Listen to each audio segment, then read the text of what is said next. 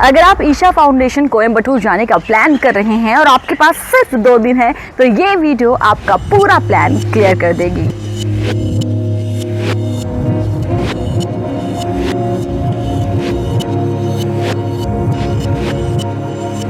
तो हम दिल्ली से कोयम्बटूर आए हैं 2 दिन के लिए और इस वीडियो में मैं आपके साथ शेयर करूंगी हमारा पूरा एक्सपीरियंस, यहाँ क्या कुछ है, ध्यान लिंगा, आदि योगी, फूड टाइमिंग, सब कुछ, और क्या 2 दिन के लिए ईशा फाउंडेशन कोयम्बटूर दिल्ली से यहाँ आना वर्थ इट है या नहीं, ये सब मैं आपको बताऊंगी।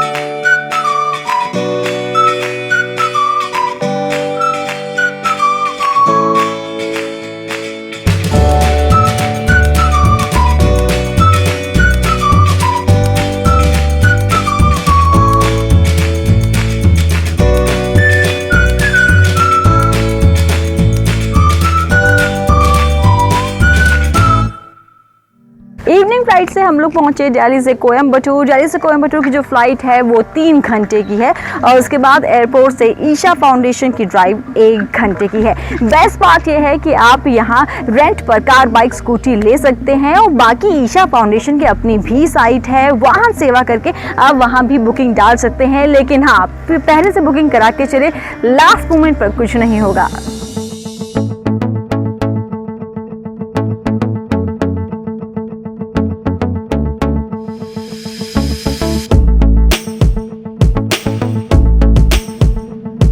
हम लोग कल इवनिंग में पहुंचे थे कोयम्बटूर। रात के 10 ऑलमोस्ट बज चुके थे। हमें नहीं लगा कि रात को ईशा फाउंडेशन इतने छोटे बेबी के साथ ट्रैवल करना सेफ रहेगा, तो हम वहीं एयरपोर्ट के पास हमारे एक फ्रेंड रहते हैं, उनके यहाँ पर हमने किया स्टे और आज हमने चेक इन कर लिया है हमारे रिजॉर्ट में। इस प्रॉपर्टी के बारे में ना मैं इस वीडियो के लास्ट में आपको बताऊंगी। तो अब यहाँ से शुरू हो रहा है हमारा ईशा फाउंडेशन का सफर।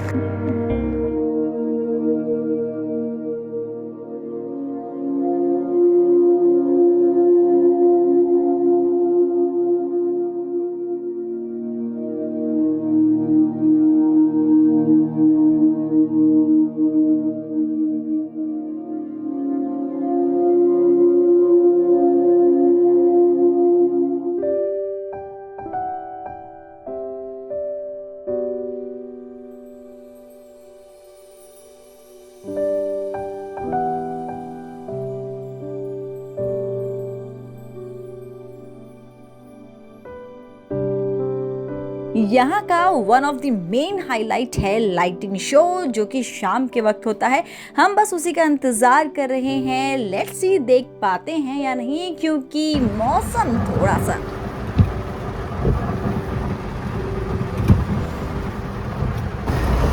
क्या हुआ बेबी? बारिश। अब हम लाइटिंग से देखेंगे लाइटिंग शो, अगर नजर आए हमें यहाँ से तो। आज हम सबसे पहले गए आदि योगी स्टैचू देखने। ये है दुनिया का सबसे बड़ा बस स्टैचू। ये बेसिकली सिर्फ एक स्टैचू नहीं है, बल्कि इसे योगा का ओरिजिन पॉइंट माना जाता है। तो आदि मीन्स पहला, और हम सब जानते हैं पहले योगी महादेव, इसलिए आदि योगी। इसकी जो हाइट है ना वो है 112 फीट। इसका एक्सपीरियंस करने के लिए आपको यहाँ आना होगा। पिक्चर्स या वीडियो से जस्टिफाई बिल्कुल भी नहीं कर सकते। तो इसकी जो हाइट है ना वो है 112 फीट। अब बहुत से लोगों के मन में सवाल होगा 112 क्यों? मेरे मन में भी एक सवाल था कि आखिर 112 क्यों?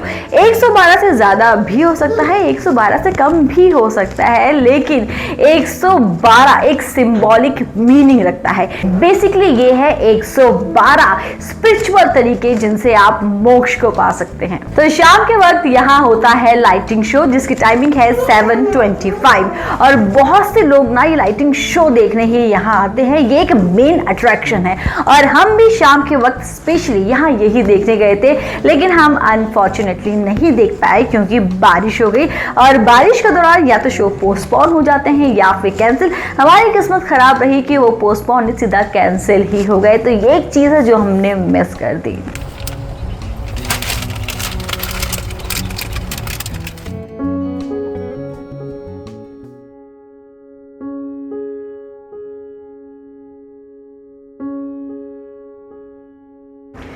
तो अभी हम जहाँ से आ रहे हैं वो है कंप्लीट साइलेंट जोन ध्यान लिंगा।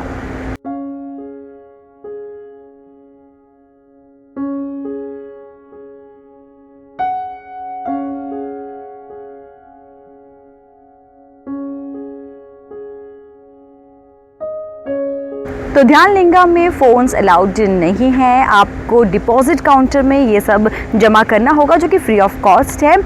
इसके अलावा आप अपने वॉलेट वगैरह सब अंदर ले जा सकते हैं।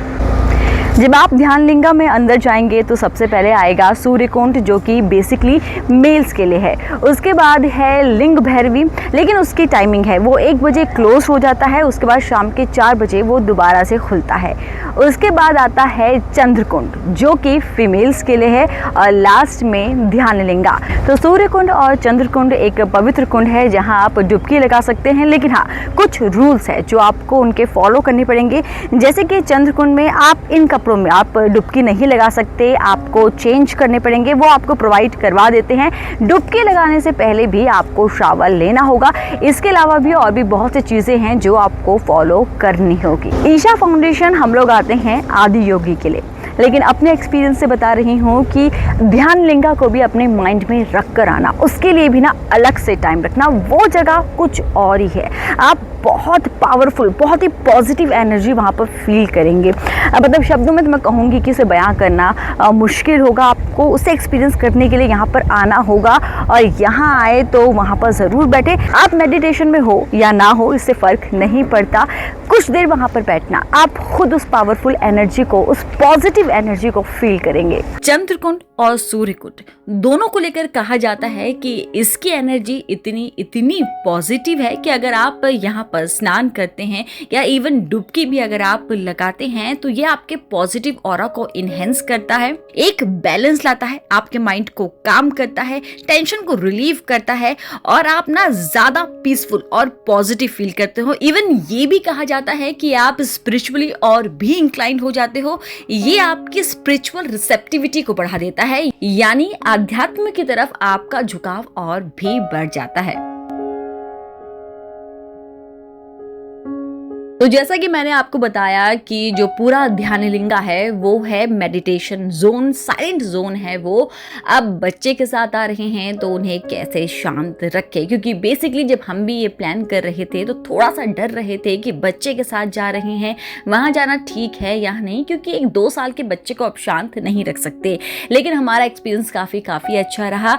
आप अगर यहाँ आ रहे हैं तो एक चीज़ आप कर सकते हैं कि आप जो अपने वहाँ विजिट की टाइमिंग है उसको इस तरीके से प्लान करें कि वो आपके बच्चे के सोने की टाइमिंग से मैच हो जाए। जैसे कि हम जब यहाँ पहुंचे तो वो परफेक्ट टाइम था हमारे बच्चे के सोने का।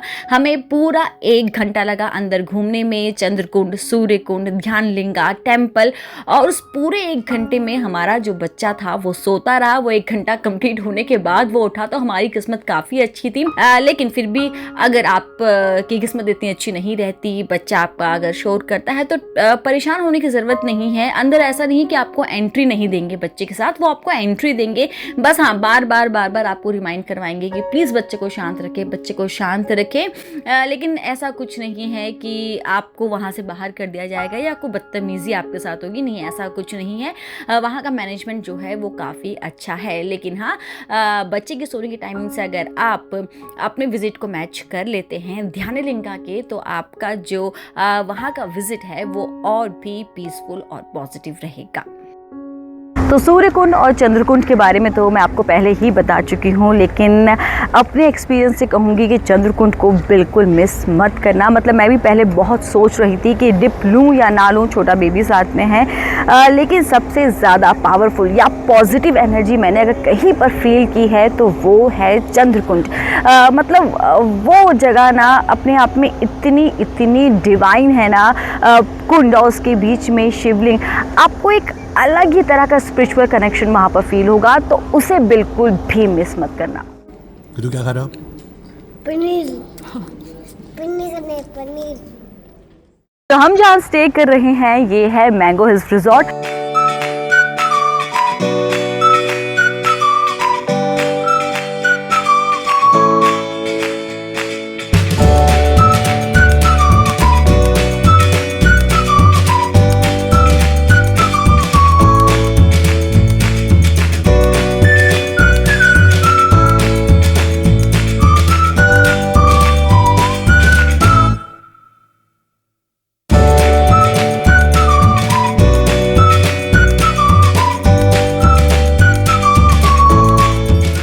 ईशा फाउंडेशन में जो रूम लेना चाह रहे थे, हम लेट हो गए थे और हमें वहाँ पे अवेलेबिलिटी नहीं मिली, इसलिए हम उसके आसपास का कोई रिज़ॉर्ट ढूंढ रहे थे और हमें मिला ये मैंगो हिल रिज़ॉर्ट। आखिरी दिन पर हमने बुकिंग करी तो हमारे को 7500 के करीब इसको पड़ा है एक रूम, जो कि अगर आप टाइमली बुक करेंगे तो शायद और कम हो सकता है। प्रॉपर्टी बहुत अच्छी है, मतलब स्पेशियस है, रूम्स बहुत बढ़िया हैं, प्रॉपर्टी में पूल है, किड्स प्लेइंग एरिया है, रेस्टोरेंट बहुत अच्छा है और खाने का टेस्ट भी बहुत अच्छा है। सो अगर आप और को लगता है कि थोड़ा सा महंगा है लेकिन property it all up to you, अगर आप थोड़ा सा पैसा खर्च करके अच्छी प्रॉपर्टी में रहना चाहते हैं तो आप यहाँ पे बिल्कुल रुक सकते हैं। मेरी तरफ से इस प्रॉपर्टी के लिए हाई फाइव है। ईशा फाउंडेशन का टूर हमारा कंप्लीट हो चुका है। ये प्रीमाइसेस मैं आपको पूरा घुमा चुकी हूँ। अब बहुत से लोगों के मन में सवाल होगा कि यहाँ खाने का क्या ऑप्शन है। तो यहाँ पर एक और बहुत मेन चीज़ है ध्यानलिंगा और स्टैचू के बाद, वो है भिक्षा हॉल, जहाँ पर सात्विक खाना जो है वो सर्व किया जाता है। लेकिन उसकी टाइमिंग है, एक है मॉर्निंग में 10 बजे और उसके बाद आपको सीधा सर्व होता है डिनर। और ये भी है साइलेंट जोन। तो हम बच्चे के साथ थे, पॉसिबल नहीं था शांत रहना, तो हमने वो स्किप किया।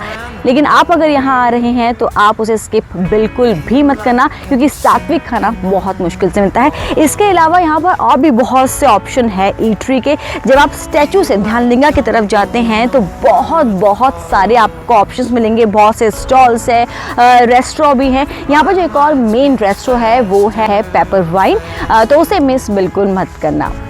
अब बहुत इम्पॉर्टेंट सवाल, क्या 2 दिनों के लिए दिल्ली से कोयम्बटूर आना, ईशा फाउंडेशन आना वर्थ इट है या नहीं?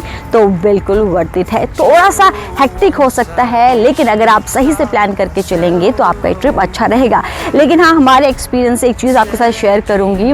आप अगर यहाँ पर 2 दिन के लिए आ रहे हैं तो आपके पास ना 2 प्रॉपर नाइट होनी चाहिए, क्योंकि लाइटिंग शो जो है वो शाम के वक्त होती है। हम आए थे यहाँ पर नाइट की फ्लाइट से, तो फ्राइडे तो हमने वो मिस कर दिया। सैटरडे हम वहाँ पर गए लेकिन बारिश हो गई, तो वो भी हमारा जो लाइटिंग शो था वो हमने बेसिकली इस पूरी ट्रिप में मिस किया, जो कि बहुत इंपॉर्टेंट पार्ट था। तो अगर आप यहाँ आ रहे हैं तो आप क्या कर सकते हैं, आप नाइट की फ़्लाइट ना लेके आप अर्ली मॉर्निंग फ़्लाइट ले, ताकि आप जिस दिन यहाँ पहुँचेंगे उस दिन भी आपके पास ऑप्शन होगा कि आप लाइटिंग शो देख सकते हैं। और अगर अनफॉर्चुनेटली आप नहीं देख पाते हैं, बारिश होती है या फिर कोई और रीज़न से, तो आपके पास सेकेंड डे भी होगा कि आप लाइटिंग शो देख सकते हैं। और उसके बाद आप क्या कर सकते हैं, आप लाइटिंग शो देखने के बाद अगर आप बच्चे के साथ नहीं है तो आप उसी दिन एयरपोर्ट के आसपास कहीं भी स्टे ले सकते हैं और अर्ली मॉर्निंग फ्लाइट ले सकते हैं, ताकि आपका जो नेक्स्ट डे है वो बच जाए। लेकिन अगर आप कंफर्टेबल नहीं है, बच्चे के साथ आ रहे हैं, तो हाँ, आपको स्टे फिर आसपास लेके आप अर्ली मॉर्निंग फ्लाइट ले सकते हैं अगर आप पहुंच पाए, क्योंकि अर्ली मॉर्निंग फ्लाइट 4 या 5 बजे की है, या फिर आप सीधा लेट नाइट फ्लाइट। बाकी कनेक्टिंग फ्लाइट्स भी है, लेकिन उसमें अगर आप कंफर्टेबल हैं तो उसे लें। तो अगर इस तरीके से प्लान करेंगे तो मे बी आप लाइटिंग शो मिस ना कर पाए हमारी तरफ। अब वो लोग जो यहाँ बेबी के साथ आने का प्लान कर रहे हैं, उन्हें किन चीज़ों का ध्यान रखना है? तो यहाँ पर गर्मी इस टाइम पर ज़्यादा है और दिन के वक्त अगर आप इसे एक्सप्लोर करेंगे तो हीट वैसे भी बहुत ज़्यादा होगी। तो उनकी वाटर बॉटल्स अपने साथ रखें, हैट अपने साथ कैरी करें। हाँ, स्नैक्स उनके अपने साथ लेकर ज़रूर चलें। यहाँ भी ऑप्शंस है, लेकिन बहुत ज़रूरी है बच्चों का ना कुछ आपके पास हो, ताकि वो परेशान ना हो। बाकी अगर आप कंफर्टेबल है तो आप स्ट्रॉलर ला सकते हैं, नहीं तो आप बेल्ट कैरी कर सकते हैं, क्योंकि ये प्रीमाइसेस जो है वो बहुत बड़ा है। तो यहाँ पर वॉक जो है ना बहुत ज़्यादा आपको बच्चे के साथ करनी पड़ सकती है। तो ये कुछ चीज़ें हैं, अगर आप ध्यान रखेंगे तो इतनी परेशानी नहीं होगी। तो ये था हमारा एक्सपीरियंस ईशा फाउंडेशन को लेकर। हमने हमारी 2 दिन की जर्नी दिल्ली से कोयम्बटूर की आपके साथ शेयर की है। अगर आपको लगता है लाइटिंग शो के अलावा हमने कोई और इंपॉर्टेंट चीज़ यहाँ पर मिस कर दी है तो हमें कॉमेंट कर ज़रूर बताना। बाकी जितना पॉसिबल था हमने आपके साथ हमारा पूरा प्लान शेयर किया है। एक चीज़ कहूँगी कि सिर्फ आदि योगी के स्टैचू को अपने माइंड में रखकर यहाँ पर मत आना, ध्यानलिंगा मिस मत करना। और ladies, don't miss the Chandrakund, वहाँ का एक्सपीरियंस सच्ची डिवाइन है। और बाकी अगर आपको ये वीडियो हेल्पफुल लगती है तो मुझे कमेंट कर ज़रूर बताएं। और अगर ये वीडियो देखने के बाद आप भी ईशा फाउंडेशन का ट्रिप प्लान करते हैं तो आपकी जर्नी कैसी रही, और आपने अगर वहाँ पर कुछ नया एक्सप्लोर किया है जो हमने मिस किया, तो वो भी आप हमें कमेंट में बता सकते हैं।